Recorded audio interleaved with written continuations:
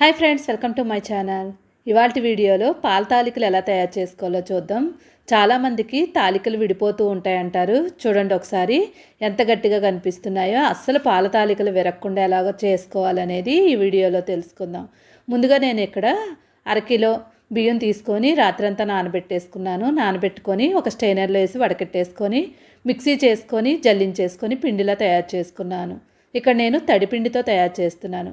పొయ్యి మీద ఒక ప్యాన్ పెట్టుకొని ప్యాన్ హీట్ అయిన తర్వాత ఒక కప్పు నీళ్లు వేసుకోండి.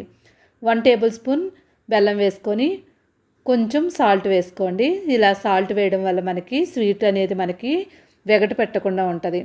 బెల్లం కరిగిన తర్వాత 1 టేబుల్ స్పూన్ నెయ్యి వేసుకోండి. నెయ్యి కరిగిన తర్వాత ఇప్పుడు దీనిలో ఆల్రెడీ మనం పట్టి ఉంచుకున్న తడిపిండిని వేసుకుంటున్నాము. 1 కప్పు వాటర్ వేసుకున్నాం కదా, ఇక్కడ 1.5 కప్పు వరకు నేను పిండి వేసుకుంటున్నాను. అదే పొడిపిండి వేసుకున్నారనుకోండి 1 కప్పుకి 1 కప్పు సరిపోతుంది. ఇప్పుడు మొత్తం అంతా కూడా బాగా కలిపేసుకోండి. ఇలా మొత్తం అంతా బాగా కలుపుకున్న తర్వాత స్టవ్ ఆఫ్ చేసుకోండి. కలిపినప్పుడు మనకి మరీ ముద్దలాగా రాదు, ఇలా పొడి పొడిగా వస్తుంది. ఇప్పుడు దీన్ని తీసుకొని ఒక ప్లేట్లో వేసుకోండి.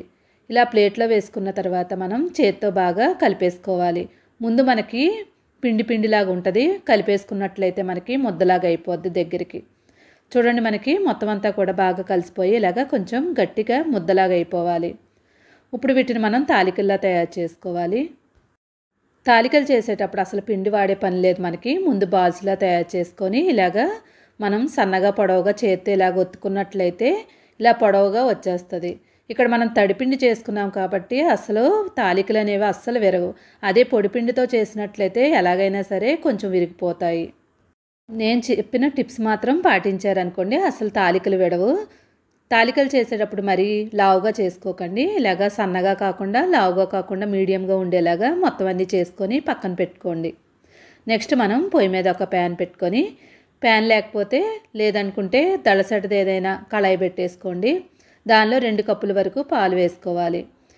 పాలు వేసుకున్న తర్వాత మనం ముందుగా సగ్గుబియ్యాన్ని 3 టేబుల్ స్పూన్లు నానబెట్టి ఉంచుకొని రెడీ చేసుకోండి. పాలు మరిగిన వెంటనే మనం నానబెట్టిన సగ్గుబియ్యాన్ని దీనిలో వేసేసుకోవాలి. పాలు వేడైన తర్వాత మాత్రమే సగ్గుబియ్యం వేసుకోవాలి, లేదంటే మనకి అడుగు పట్టేస్తాయి. పాలు మరిగిపోయాయి కదా, ముందే నీళ్లు వేసుకున్నట్లయితే పాలు పొంగిపోతాయి. అందువల్ల సగ్గుబియ్యం వేసుకున్న తర్వాత ఒకసారి బాగా కలిపేసుకొని ఇప్పుడు 1 కప్పు వరకు నీళ్లు వేసుకోండి. ముందు మనం నీళ్లు వేసుకోలేదు, ఇప్పుడే వేసుకుంటున్నాం. 1 కప్పు నీళ్లు వేసుకున్న తర్వాత ఒకసారి బాగా కలిపేసుకోండి. సగ్గుబియ్యం బాగా ఉడికే వరకు ఉడికించుకోండి. సగ్గుబియ్యం ఉడకగానే మనకి పైకి పాల్లో తేలుతాయి, అప్పటి వరకు ఉడికించుకోవాలి. ఇప్పుడు వేరొక పొయ్యి మీద ఒక గిన్నె పెట్టుకొని దానిలో 30 కప్పు వరకు బెల్లం వేసుకోండి. దానిలో 1 కప్పు వరకు నీళ్లు వేసుకోండి. ఇప్పుడు బెల్లాన్ని బాగా కరగనివ్వండి. స్వీట్ ఎక్కువ తినేవాళ్ళు ఉంటే ఇంకొంచెం యాడ్ చేసుకోవచ్చు, కానీ ఇలాగ 30 కప్పు వేసుకున్నట్లయితే కరెక్ట్గా సరిపోతుంది. ఇప్పుడు బెల్లం అంతా బాగా కరిగిపోయిన తర్వాత 2 యాలక్కాయలు తీసుకోండి. 2 యాలక్కాయలను తీసుకొని దాన్ని పొడిగానే ఏమీ చేయవసరం లేదు, జస్ట్ కొంచెం ఇరిపేసి వేసేసినట్లయితే మనకి బెల్లంతో పాటే ఫ్లేవర్ అంతా దిగిపోద్ది. వేడిగా ఉన్న బెల్లం నీళ్ళలో వేస్తున్నాం కదా, ఫ్లేవర్ అంతా దిగిపోద్ది. ఇప్పుడు బెల్లం కరిగిపోయింది కదా, పాకం అవసరం లేకుండా స్టవ్ ఆఫ్ చేసుకొని ఇప్పుడు దీన్ని పక్కన పెట్టేసుకోండి. ఇప్పుడు మనం సగ్గుబియ్యం ఉడికేలేదో ఒకసారి చూసుకుందాం. పాలన్నీ కూడా పొంగిపోయేలాగుంది, చూసుకుంటూ ఉండండి. ఇప్పుడు ఒకసారి బాగా కలిపేసుకోండి. సగ్గుబియ్యం కూడా మనకి చక్కగా ఉడికిపోయాయి. ఇప్పుడు మనం ఆల్రెడీ తయారు చేసుకున్న తాలికల్ని దీనిలో వేసేసుకోవాలి. తాలికలు వేసిన వెంటనే మనం గడితో తిప్పేయకుండా అలానే వదిలేసి మూత పెట్టేసుకొని ఒక 2-3 నిమిషాల పాటు ఉడకనివ్వండి. 2-3 నిమిషాల తర్వాత మూత తీసి ఒకసారి తాలికలకి అడుగు బాగానే కొంచెం కదపండి, లేదంటే కనుక మనకి అడుగు పట్టేస్తాయి. అందువల్ల కొంచెం జస్ట్ అలాగనేసుకొని మళ్ళీ మూత పెట్టి 2-3 నిమిషాలు తాలికలన్నీ ఉడికించండి. ఒకవేళ ఎక్కువ చేసుకుంటున్నారనుకోండి ముందు సగం వేసుకొని మూత పెట్టి ఉడికించుకొని మళ్ళీ మూత తీసుకొని కొంచెం వేసుకొని అలాగా మూత పెట్టి మళ్ళీ ఉడికించుకోవాలి. నెక్స్ట్ ఒక గిన్నె తీసుకొని దానిలో 2 టేబుల్ స్పూన్ల వరకు బియ్యం పిండి వేసుకోండి. కొంచెం నీళ్లు యాడ్ చేసుకొని చక్కగా పలచగా ఉండేలాగా కలిపేసుకోండి. ఇలా బియ్యం పిండి వేయడం వల్ల మనకి తిక్కుగా అవుతుంది మన పాల తాలికలు. ఇప్పుడు పొయ్యి మీద ఉన్న దానిలో ఈ బియ్యం పిండి ఉన్నదాన్ని వేసేసుకోండి.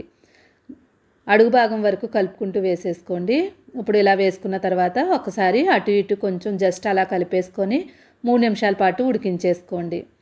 ఇలా 3 నిమిషాల తర్వాత ఉడికిపోయింది, చక్కగా అయిపోయింది చూడండి. ఇప్పుడు స్టవ్ ఆఫ్ చేసేసుకొని దీన్ని పక్కన పెట్టుకోండి.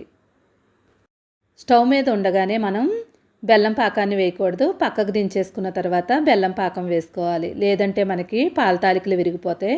తప్పకుండా మీరు మాత్రం ఇలాగా పాటించండి. అసలు మనకి విరగకుండా ఉంటుంది.